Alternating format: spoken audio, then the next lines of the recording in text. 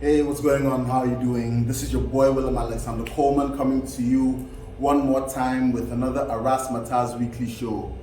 As always, I'd like to thank you for watching and for the support. Keep it coming. Yeah, so we're here again. It's another day for an Matters show. I hope everyone's doing good. So yeah, it's been a while. I hope everybody had fun during the Christmas. This is the first video this year. And yeah, we're going to keep on getting our unsolicited opinions out. Unfortunately, today I'm not going to give my unsolicited opinion. I'm actually going to be soliciting the opinion of a sports journalist. I don't know how he feels about being asked questions this time around because he's used to being the one asking questions. But yeah, I'd want to have his insight on what's going on in the world of sports, especially with the AFCON going on. There's been a lot of action, a lot of talking points. And so yeah, I'm here with Carl Nii Nai. He's a sports journalist with Ultimate Media and Latino Radio as well. Yeah, Latino, they're my guys. Big shout to them. Yeah, Charlie Carl, what's going on, man? Cool. You good? Yeah, sure. Charlie, Happy New Year, man. Happy New Year. I haven't seen you in a while. Yeah, it's been a while now. And we are working behind the scenes, trying to put things together and then make sure at least we make it count. Nice one. Nice meeting you. Charlie, it's good to see you. It's good to see you I've been again, monitoring you too from afar. And Have you? Yeah, I've been monitoring you. Charlie, from afar. small. So, Charlie, thanks a lot, man. good day to your viewers. We are hoping that they go on to subscribe and at least we attain the heights we want to attain. Thank you, Charlie. After 2022. Nice one, man. Nice one, Charlie. So yeah, how have you been? What's going on? Oh, it's been cool. And in recent times, the African Cup of Nations has taken our attention because sometimes you become football biased that you don't pay attention to certain things. And currently, as I'm speaking to you now, the weekend passed, it was an opportunity for the African nations to come and play the AFCON hockey. And Ghana hosted in Theodosia Salome hockey pitch. Right, in the yeah, the attention but was yeah. See, that's football. You see, that's why we need to do what we can to also highlight some of these things. Yeah. Unfortunately, this one I'm guilty as charged. I didn't even know, to be honest, until I heard that we got knocked out. Yeah, until we got knocked out. Yeah. But I yeah, made a female teams got knocked out, and it was another poor show for Ghana. And yet again, it was as a result of poor preparation and planning. Yet again, it was another result of poor preparation. So that's one of the things that this year we need to change. We need to highlight, some of the other sports as well, and let people know what's going on. Last year, I made a pledge. I said that if there's anybody who has any sports events that he wants people to know about, contact me. I'll do it for you for free. I mean, that's why I'm here, because we want to make people know what goes on. And yeah, and like I keep on saying, don't forget about the fact that I only have 200 subscribers. It's not going to be like that forever. Sure. Just contact me and I'll put it out there in our own small ways. We can make these things happen. Anyway, Carl, Charlie, what's going on? Everything is fine. We're watching you. You are a big man. Oh, I beg you. You have always been the big man. You have always been. Yeah. Charlie, back to our football bias. AFCON, what's going on? A lot of things are happening. Ghana got knocked out by Comoros. Nigeria has been knocked out by Tunisia. By Tunisia. Algeria, the holders, got knocked out in the first round, and I think they had the same.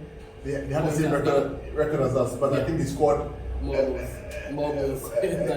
goals than we did. Yeah. But apart from that, alright, to start with, let me say thank you very much for this opportunity. I think it's an honor to be on your platform. And thank you. Let me say shout outs to all your viewers. I hope they stay glued and stay tuned to your channel, and as we all grow together. The same goes, we live together, the family that stays together, we grow together. Thank you. Together. So we're hoping that we grow together as a family. That's my boy, man. Yeah. That's my boy. Moving on, I think the African Cup of Nations, yes, yet again has come to stay, and we are seeing what is happening in Cameroon, from the politics of whether it should be held, it should go on, the European clubs. But that was nonsense, right? That was arrant nonsense. That was arrant nonsense. That was nonsense. That was pure disrespect. No, seriously. I mean, it's crazy. So to start with, that was, yes, like you said, there was arrant nonsense from the part of the European clubs, and where FIFA teams are being, FIFA. They were to some extent, I tried to advise us to push it away or to postpone it and all that. I think it was a non-starter, but yeah, now the tournament has started in Cameroon. All the 24 nations have given a fair account of themselves. We've seen those who are performing, the Minos, the newcomers, the Gambia, Equatorial Guinea, and the likes, Malawi, coming to the party for the very first time. And this time around, our allowed CAF and the organizers of the tournament for extending it to a 24-nation tournament. Previously it was 16 nations, and yet again, now it's 24. And then kudos to the organizers who thought it as much that. This is the second time, right? This is the second time, yeah. So we applaud them for that. That this time around we have nations like Gambia qualifying for the first time, Equatorial Guinea, Comoros Islands, where just a few people but have come to the party, making the tournament to grow over time. And clearly, this actually tells us that yes, this is the 33rd edition, because it's been done from 1957 till now, 65 years on. So if you can't cover a lot of areas, then it still means you have question marks on the organization and how we put things together. But this time around, it's been fair and square. 24 nations, including the host nation Cameroon, they've all had a fair opportunity to showcase what they have. Now, we've had the first round, which is the group stages, where teams have to qualify based on their performance and their points, and also where they place on the table. Like you're getting a team like Comoros having to beat Ghana, placing third in your group, and qualifying with even 3 points. At the point, Ghana had the opportunity to even draw against Comoros, get 2 points, and still qualify and all that. So, but they messed up. And so, let me start with the host nation and their tournament itself. I think the tournament for me has lived up to expectation, especially from the back of COVID-19, where it's difficult to organize such tournaments, to bring people together from the normal football mundial, where we have the fans aspect of the game, socializing, coming together, Ghanaians, Africans coming all the way, Cameroon being the center of attraction. Now it's been more of distance. The fans have been a little bit distant away from the game. Most of them have enjoyed and jubilated back in their nations, not in Cameroon. Just a few countries or nations are able to mobilize fans and all that. And then also the medical aspect, where you have to test, show proof of COVID-19 vaccinations and all that. But away from that, on the facilities too has, for me, I think I'll give them 7 out of 10.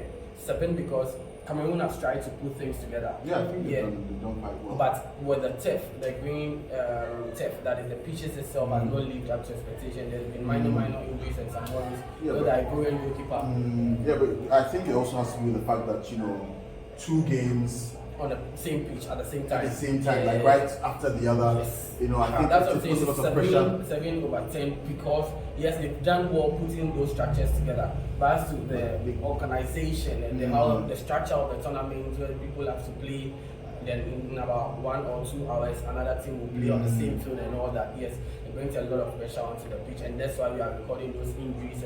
And the game has always been physical with African football. And, it reminds you of the first game. The first game, Burkina Faso, Cameroon, that was very crazy. physical. And let me tell you on record that yesterday's game between Burkina Faso and Gabon, yet again the Burkina Faso side, it recorded over 16 yellow cards. That's the highest. That's a record. Yes. So clearly in the round 16 stage. And clearly it's still very physical. And going forward, I think most of the teams that were tipped to perform has not really performed. Even the defending champions Algeria has been kicked out of the tournament at the first round. Is that a bigger shocker than Ghana?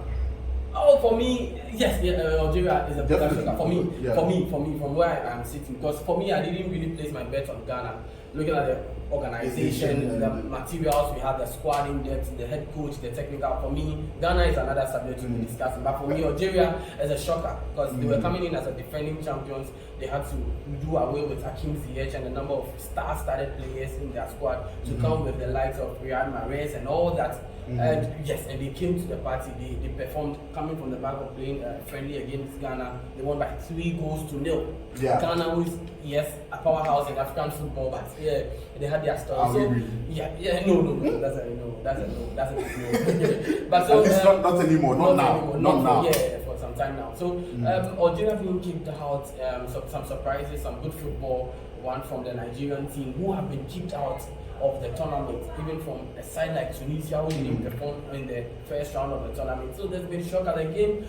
Yes, we've seen the eventful tournament, we've seen some shocking results, we've seen some exciting football too, from the likes of Comoros, Gambia, Burkina Faso, host nation Cameroon will be playing and all that. So for me, I think the tournament in fair and square, I can give them about 7 again over 10, 7 out of 10.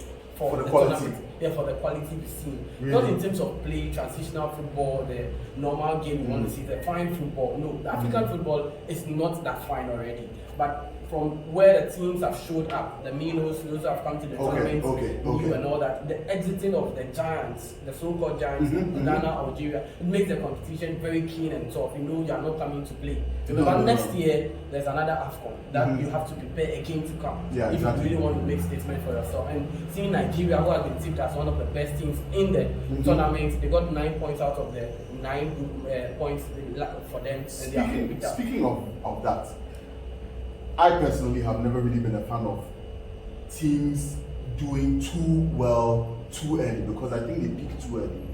Teams that win all their group games. Look at this. Apart from Brazil in 2002, I find it difficult to remember a team that was dominant from start to finish.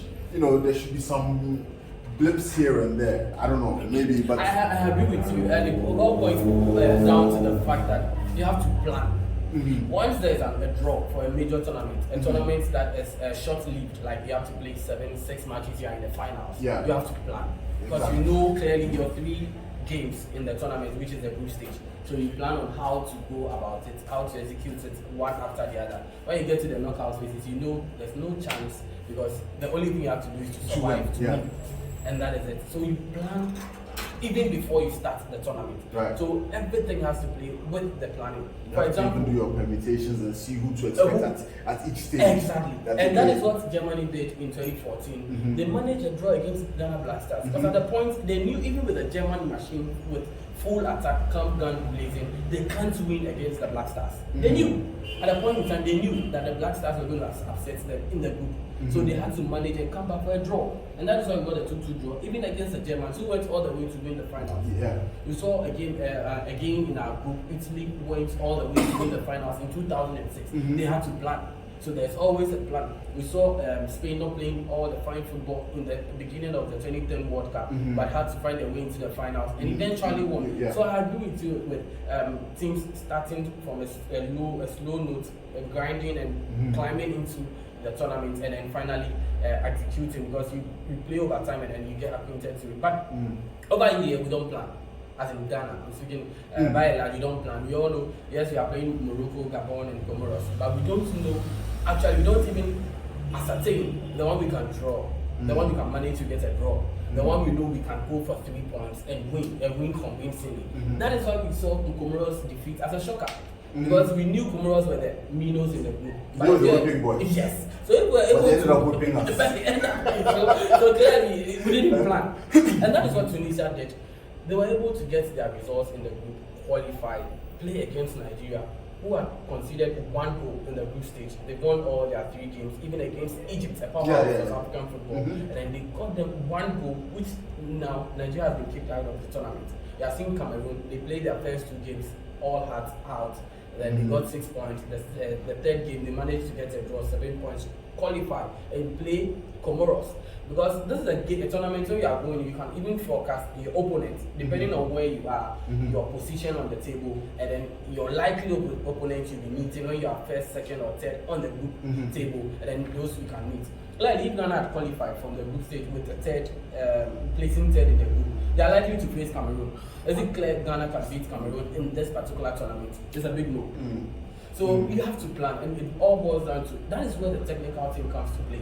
That is where you know you have a competent technical team who can ascertain that this game, by way of let's manage our players, let's do this. That is where Pep Guardiola and the likes come in, because they always rotate their squad, so they are not predictable. Like so now let's come to our very own beloved Ghana. What went wrong? Because before the tournament started, people who I thought were just being cynical were saying that you will not make it out of the group. But how can you not make it out of a group that contains Morocco, Gabon, and Comoros? Especially now when we have 24 teams and 4 third-place teams will qualify. So let's even assume that we are not in the top 2. Are they telling us that we can't make third and be good enough in third place to qualify for the next round? I found it insulting. But they've been vindicated. They've been vindicated. So what went wrong? Good. Then again, I'll come back to what I was saying earlier, that it's planning. Clearly, we knew the AFCON Cup of Nations this year. We are playing against Morocco, which is our first game. We are playing against Gabon. Yes, a middle-class team on the African continent, and then also Comoros, who are newcomers. They have nothing to lose. They have nothing. Because even even Morocco, I don't think Morocco should have been. Of course, yes. On the scorecards, Ghana's head-to-head against Morocco. If you look at them, us playing against them in the past. In 2002, it was a goalless draw. We met again in 2008 in Ghana, and we beat them by 2 goals to 0 convincingly. I mean, I don't think, and Gabon is not exactly what you call a minnow. But Gabon shouldn't be. Gabon is not our level. They shouldn't have been our level. And then of course Comoros, which we won't even talk about. So why do we allow ourselves to go so low? Great, Mr. Coleman. I think to start with, this time around, the government of the day did their part. They supported the Black Stars of Ghana. But every government does. The previous, like they give them. We had issues in 2014 where the government hadn't really, it was a late intervention and all that. Yes. So for me, this time around, they had a very clear point and something to stand on, that everything that the Black Stars needed to win the cup, they provided for them. In terms of campaign, logistics, financial support, and all that, everything was set in play, in motion for them. They had to go camp in Qatar for about 2 weeks before the start of the tournament. So for me, I allow the government on the day. I'll commend them for at least showing up for the Black Stars for another time, because they've always been showing up for the Black Stars. Even if it's Black Stars, it's a different story as compared to other national teams. National teams as well. And then also those who supersede our football in Ghana, that is where I start to blame the Ghana Football Association, the Executive Council, and then their head. Of course, at any point, the bar stops with the director, the head of the institution. So this time around, 30 years who has failed us as Ghanaians. Why am I saying that? They made us believe we have the best of squad, we have the best of preparation, we have the best of technical team who can win us the trophy. You believe that? No, not for me. But they made us. That is what they made us believe, that we are going there to win, and that is why the government on the day pledged to support the Black Stars with 25 million USD to go win the African Cup of Nations and as to qualify to the World Cup. So that is it. So they made us believe in that, and they carried us all along that. This time around, they had everything in motion. They are leaving Ghana to camp in Qatar for the 2 weeks to do training, do everything, the assessments and everything. When the squad came out, yes, of course, journalists will go by finding facts to support or to buttress their points as to who justifies the call-up and all that. Milovan, let me start with the technical team. The technical team is being constituted of Milovan, who is a permanent coach, who has retarded over time. The game has left him. The past 2 years is not working. In fact, his entire coaching career, apart from Ghana, which he made good name with, which won him the Serbian Coach of the Year in the year 2010, and also winning the African Coach of the Year. Oh, he won Serbian Coach of the Year? Yeah, in the year 2010, with his exploits in Ghana. That is the only accolade or achievement for Milovan Rajevac. In 2010, he won the Serbian Coach of the Year with his exploits in Ghana, in the World Cup, and also in the African Cup of Nations, which he super exceeded. And then also African Coach of the Year with the Black Stars, with their performance in the World Cup 2010 in South Africa. So he won those things, and that is the only achievement he has kept for himself in his entire coaching career, which started somewhere around 1989. So is it a surprise that he wanted to run back to Ghana? It was so much a surprise, because he left us at the point when we needed him the most.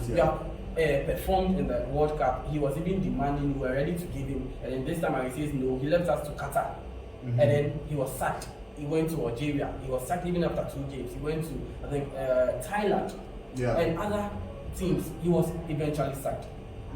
Then he comes again, he rests for 2 years. Then again, there's an opportunity for us to find a technical direction of our team, our Black Stars, our beloved Black Stars. Then you call Milo again to give him a job, somebody who has been away from the game for 2 years. Clearly, it's a non-starter. Then again, they add a backroom staff who are, as it were, temporary with the team. Otuado works permanently with Borussia Dortmund. So he didn't even show up for the AFCON because he had club commitments. Which was a non-starter. It was very, very bad. It was appalling because they are clearly technical men who can assist Milo wholeheartedly, fully functional deputy coaches. But people were happy with Otuado's appointment. Yes, because of what he has achieved for himself and where he is. But as to whether he has got time for our job, no. And clearly, I can tell you that when Milo's second coming, Otuado was part of the decision makers which got us the results in the World Cup qualifiers, even against South Africa. And other games Milo superseded before the AFCON. Otuado was part and had a say in the technical decisions they made. So clearly going into the AFCON without Otuado is a big question mark, another question mark over there. And then also, for me, I only thought Masuro Konelu too much. I don't know his communication with Milo and how it's been going. But clearly, from the stance, you could see that there is no communication between Maxwell and Milo. There's always a communication gap. He's yet to attain or agree to that and all that, but I know there was a communication problem. Now, the squad itself, how do we go to a tournament making room for a player whom we have no hopes of he coming to join the team? How do you leave that slot for a player like that? Mohamed Kudus, a big question mark. How do you go to a tournament with a player who last kicked ball in the past 2 months? Mubarak Wakasu. He last played for Black Stars or Ghana. He played an active football on the 14th of November last year, 2021. How do you go to a tournament with that? Then you have to justify. Then it means you have not even learned. Because in 2008, we went to a tournament with Sheila Iliasu, who was fairly injured. He couldn't play. By the time when we needed him, he wasn't there. We had to drop Michael Essien back, and then he cost us against Cameroon. Was it Cameroon? Yes, someone else. Yeah, we played against Cameroon. So clearly, when we could have called, was it Francis? Did call someone? Yeah. He was left for an injured player. So how do we repeat that in the year 2022? When we are going for an AFCON like this, a major tournament like this, where everybody needed a cap because it was 40 years since we last won. Clearly, it was wrong. It was a wrong choice. How do you go with the tournament hoping that players will join and players will come up and show up? No. So for me, I think the selection of the players, the squad, yes, on-field players have justified themselves for showing up. The likes of Daniel Kupichwe, Alexander Jiku, Thomas Teipate, Daniel Amate, they all showed up. People were disappointed with Teipate and Daniel Amate. Yes, they were disappointed because of what we are hearing. The aftermath of the AFCON and their exit, there are speculations of juju, superstitions and all that. So they say he doesn't want to really perform to outshine some players and all that. That put aside, I think for me, the on-field players did their best. But because we lack the technical direction and all that, that is what got us there. Because for me, I believe you have to plan. At least a game against Morocco, we could have managed the game. Because after 83 minutes, we considered a goal. Even Gabon, we should have won that game. Even Gabon, you understand. So clearly, I think I'll place the fault on the technical handlers that now it's to be Milo. And for me, I believe going forward, Milo is just a minute of our problem. There's a bigger problem in Ghana's football than sacking of all the head coach Milovan Rajevac. Yeah, there's a bigger problem. There's a bigger problem. Even with the direction of what we do and all that, the administration problem, technical problem, medical aspects, facilities and all that. Those are the real problems. Milo is just about 1%. 1 out of 100% of our problems. Yes, he can go, and I agree, he has to go. But then again, the problems still exist. And so we need to tackle those problems. Yes. Okay, now your FA president says that these were the best we have, and that if there's anybody who thinks that there's a Messi Ronaldo out there, we should bring him. What do you make of that? Kent, yes, for me, he has failed us. He has failed us. Those who believed in him, I for one believed in him because of his experience with the game, what he's done with Dreams FC so far. that we've seen, even though they've not attained that height that we are expecting, but at least they are in the process of achieving that, and he got the opportunity to lead the Ghana Football Association. He made us believe in one thing, that igniting passion and creating wealth. For me, I'll tell you, it's been 2.5 years already, and the passion has not even been ignited, neither to create the wealth. Yes, and we're expecting big. Whoever has been given the bigger opportunity, we expect more from him, and Ket has been given that luxury of opportunity to show us what he's got. Clearly, he coming back to say those are the best players who we have. I agree at a point, and I disagree too. I agree because there's players make themselves available to national call-ups. So when you call a player and he's not available, you go with those who are available, and then you have.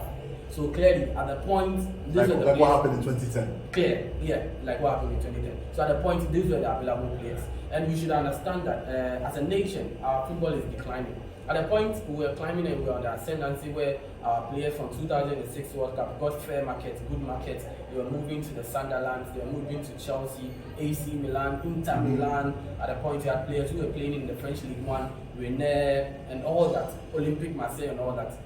Now, our team players are diminishing. They are struggling to play those top teams in recent times. With the exception of Thomas Partey, who plays for us now, Crystal Palace's Jordan Ayew, and maybe Jeffrey Schlupp. And a couple of them who are playing in the Italian Serie A, we can't pinpoint at players who are playing week in, week out for top European clubs.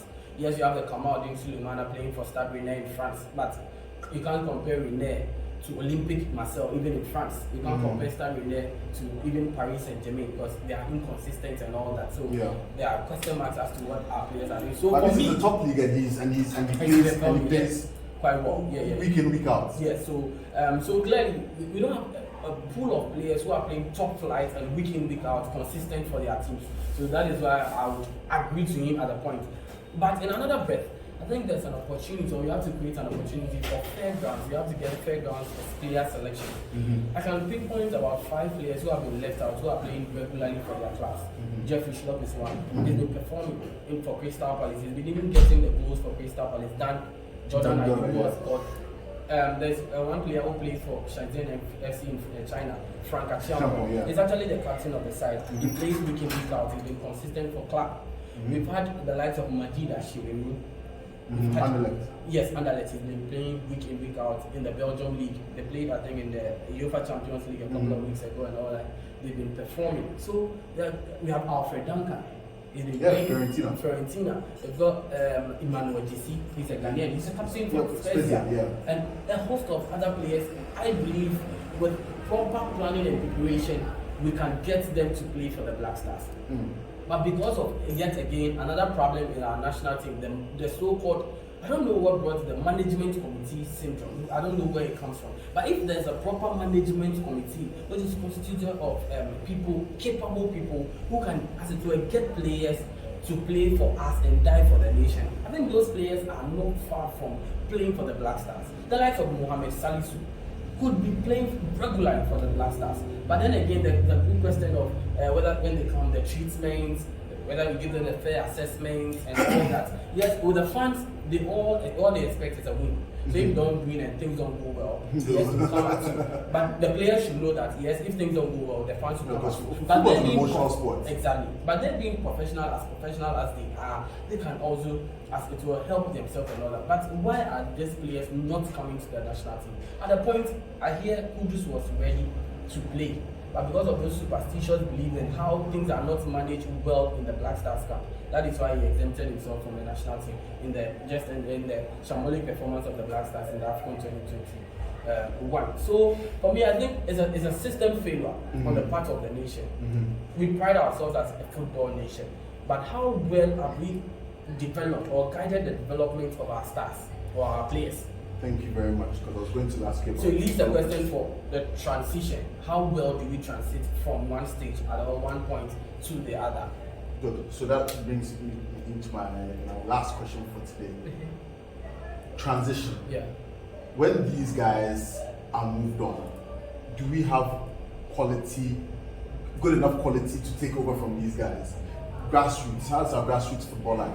I remember, there's something I haven't told you guys. I've been on the show a few times. I've been to Latin radio a few times, and there was actually a program that you guys wanted to run, like a community football, just to nurture talents within the communities.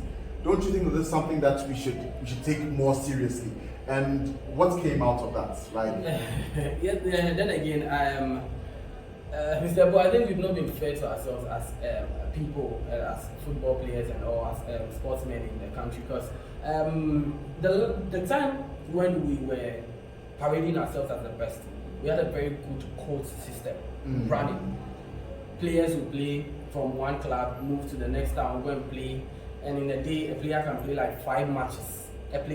A coach player, a normal 90 minutes, like 5, in a day. Because it starts very early in the morning, like 7, 8 a.m. Games have started already in Choko Bukum. Don't they burn out? No! And that is where they develop their talent and skills. And that is why we saw the likes of Stephen Appiah, Lai Kingston, Michael Asias. They played all around the coastal areas. If I don't know at all, I know they play in Mungwa, they play in La, they go to play in Tema, come back to play in Gamashi, and then Osu, at least. They exhaust the whole day playing football. And you wonder how long do they rest before they go on? They don't even get a rest. So the next day, no, they play. They're playing again. Hey. And that's what made us get the best out of them. So before a player starts at Accra Sports Stadium to play for us or to represent Ghana, they have tested every bit of the playing in the communities. They are used to the crowd, they are used to the intimidations and the insults and everything before playing at the Accra Sports Stadium. But this time around, it is lost. And we tried like you just said some years back, that we want to bring that competition, because now there's been more education. So we marry education with the sports. So we bring students together, our pupils together, they play, and then we scout for the talents, and as it were, bring them together. They represent their communities as maybe Town 11, the juvenile side, the especially Town 11. So they play within their districts, they develop them into their zones, they move on to the regional football, and then also, as it were. So that is going to be a yardstick or a base where the national team, the juvenile players, are going to be selected from. And then once you keep an eye on them, their development, their nurturing and all that, they can develop into the top stars we are hoping to get, that they fall into the big boost of their Samoa Jams, Michael Asian, Stephen Appiah and the rest. But they failed, because clearly our leaders don't really have direction, they lack a foresight and vision. For me, I would say we have leaders who don't want to think outside the box. They don't want to identify the problems and to try to solve it. They always want to be a mediocre thinker. They don't want to get out of their comfort zone. They don't want to be adventurous. Yes, and so that is it. And having said that, away from that, I think it's about time now that we identify that there is a big crack when we lose the core of our game, the basics. The juvenile system is off. I can't remember the last time they organized a proper league, even in Greater Accra. Oh, but I think they tried last. It was second division, but I'm talking about juvenile football. The codes, the under 12, the under 10s, the under 14. Remember, not too long ago. But they've been playing a regional league, but has to with the district codes. It's dead. It's been the regionals, and the region has some few teams from the districts who come up to play the regional codes league, and that is what is going on and all that. And then we have the national KGN, which was launched a couple of days ago. They played at the Madan Town Park and all that. But with the district codes, where you don't move too far from your venue, you play around like 5-7 teams around there. One community or one venue, they come together and play for a weekend. Now it's dead. We don't have those things. So clearly there's a gap.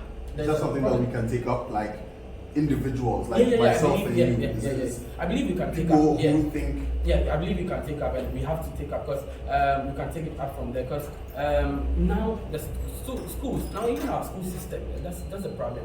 The school system is not permitting for those extra curriculum activities like developing the talents and the skills that the players have. It's not permitting. But if it were, like, I would employ that we marry it with the district assemblies. Maybe there's always a funding for sports in the district. So maybe they release some funding for individuals and people who are ready to, as it were, get the talents raw state and get them, nurture them and all that. Because clearly, what we've got here is a talent, which is natural. But before we attain the heights, we have to nurture it. So there's a distance between the nature, God-given talent, and nurturing. And that is what will give us the finished product that we are all looking forward for. And that is what the other African nations are doing right. The likes of Mali, Yeah. Even Niger, we saw them at their juvenile level, their under 17, under 20 level, the football they were playing. We had to get this guy is an example. Lawali. Mamali Lawali. Yeah. We have Victorian Adebayo. Yeah.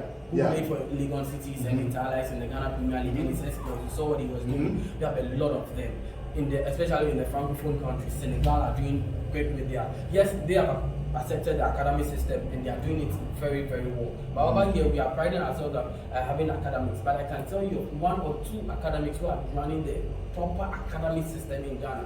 The rest, they are just trying. Lack of facilities, lack of guidance, and all that. The technical direction is not there. So I believe there are more cracks in our football than we think or we know. Yeah. It looks like we have a lot of problems that need solving. Yeah. But yeah, I think this is a conversation that I think we can keep on having, and there's a lot of different things that you need to. So I don't know, maybe we need to like segment them and then discuss them and see what we can do to have them solved. So I believe we can start from somewhere. At least you can take one district, exploit what we can do with the district, and it could be as an example or a yardstick for other districts to emulate in around. We can start with Accra, even with the Lada de Kotoko. I know they do well with sports and all that, but as to the time allocated to sports in our academic calendar, that is another question and another subject. But for me, I believe sports in itself is a $500 billion project, I keep saying, and over here in Ghana and in Africa, we are yet to even scratch the surface of the project here in Africa. And I believe if it should be a national agenda, it should be government's agenda to, as it were, get the best out of sports. If you take football, for example, when football grows, the ripple effect is other sporting activities also grow. Because you can't develop a football stadium or pitch, leaving out the other sectors. That is the tartan tracks, the hockey pitch, the tennis pitch, and all that. Accra Sports Stadium is a whole arena on its own. Yeah, it's a complex. It's a sports complex. It's not just clear. And then also, I believe it's about time we also develop the scientific aspect of the game. Like I'm saying, we have got the talent, which is natural, but how we nurture it, how we put the talent into perspective, how we train them, how we guide with nutrition, fitness, and everything.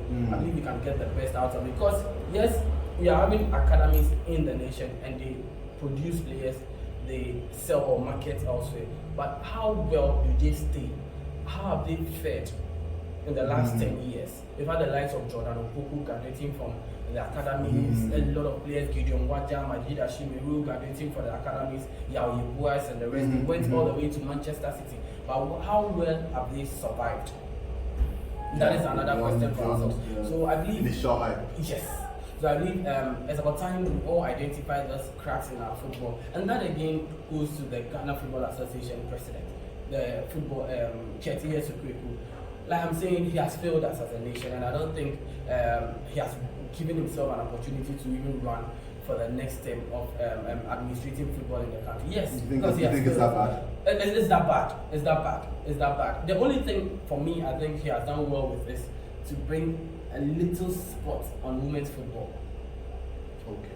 A little sport. He has brought the sport.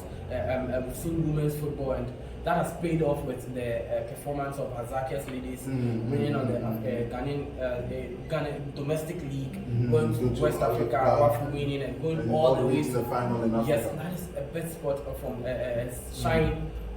That has brought a big shine on the administration of Ketia Sukweku. Other than that, I think he has failed woefully because you are playing a sponsorless league currently. He's looking to bring all Division 1 so that we play the Division 1 National League and all that, which has failed even from start because of the processes and the guidance and all that. Not any proper development in terms of facilities. Yet that goes to the government on the day because it's the sole prerogative of the government on the day to provide or to get us sporting facilities. Yes, but then I think we can get a whole lot from our football than what we are seeing, especially with what we were promised. They said bring back the lab, and there's no lab in our football. We're not seeing it. Yeah, and also we saw them at the AFCON Cup of Nations and the way they handled stuff after our shambolic performance as all transits, the way his posture and all that. People are asking if he's now the communication director of the Ghana Football Association because we are not seeing any clear-cut communication strategy and all that. So for me, I think there are bigger cracks in our football than we are seeing now. And it needs to be managed. It needs to be managed on time. Remember, we are playing against Nigeria. I don't know if you can have that conversation now or maybe later in the World Cup playoffs. Let's do the conversation. That's in March, right? Yeah, we'll have another one before March, and then we'll talk about that. Okay. But yeah, so yeah, Charlie, thanks a lot, man. I appreciate it. I appreciate your time. I appreciate you giving your insights. And yeah, so guys, you have problems. You have problems in Ghana. But I don't think it's too late. I think that it can be salvaged. It's just that we all need to play our part in making sure that things gets done right. And one little way we can do that is by having the Erasmus Coke session. So we're going to be having an Erasmus Coke session. I'll bring out more details on my socials. And yeah, I think the first thing that we can discuss is finding ways of nurturing talent in the communities in our own small ways. It doesn't have to be big, but we can probably get, if in every community you can get just one player with the talents to push that person up within a very short time, we should have quite a good pool for our juvenile teams, which would eventually graduate into our senior national teams and make us great again. Yeah, so guys, let's do this. Make sure you join the Erasmus Telegram group. It's the same spelling, so look us up and give us a shout, and let's do this. Thanks a lot, man. Thanks a lot for watching. If you really like the video, please hit like. Please subscribe if you haven't subscribed. I have about 200 subscribers right now. By the end of the year, I hope to make 2,000. So guys, keep the love. Keep on sharing the videos, and if you don't agree with anything we've said, Charlie, let's have a discussion. Sure. These are just opinions. Opinions are not facts. Bring your opinion. Let's debate it if we need to. And together, let's grow sports in Ghana, sports in Africa, and make us great again. Charlie, thanks a lot, guys. And I'll be seeing you guys again real soon. Peace.